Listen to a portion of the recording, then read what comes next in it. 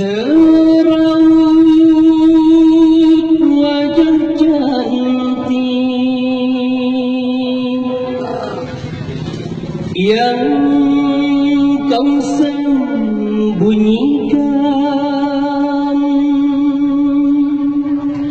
di balik kerudung putih, di balik kerudung wajahmu bersembunyi. Kau cantik alami, anugerah ilahi, tapi bukan karena itu aku cinta padamu, juga bukan karena itu aku sayang padamu. Kau hiasi diri dengan budi pekerti, kau hambakan diri ke hadirat ilahi. Itulah yang menyebabkan aku cinta padamu, itulah yang menyebabkan aku sayang padamu.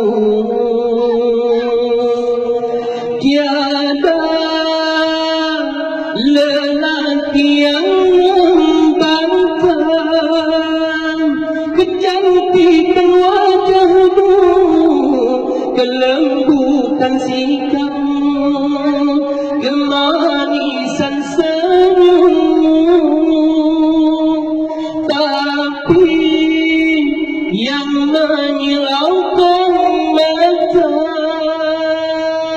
sinar keimanmu yang selalu kau pancarkan dalam setiap langkah.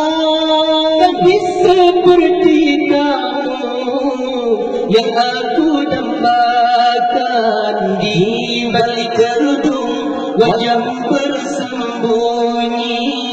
Kau cantik alami, anugerah ilahi, tapi bukan karena itu aku cinta padamu, juga bukan karena itu aku sayang padamu. Kau hiasi diri dengan budi pekerti, kau hambakan diri ke hadirat ilahi. Itulah yang menyebabkan aku cinta padamu, itulah yang menyebabkan aku sayang padamu.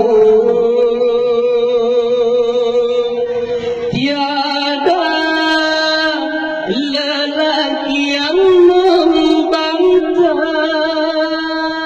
kecantikan wajahmu, kelembutan sikapmu, kemanisan senyummu, tapi yang menyilaukan mata sinar keimananmu yang selalu kau pancarkan dalam setiap langkah. Gadis seperti kamu yang aku dambakan, di balik kerudung wajahmu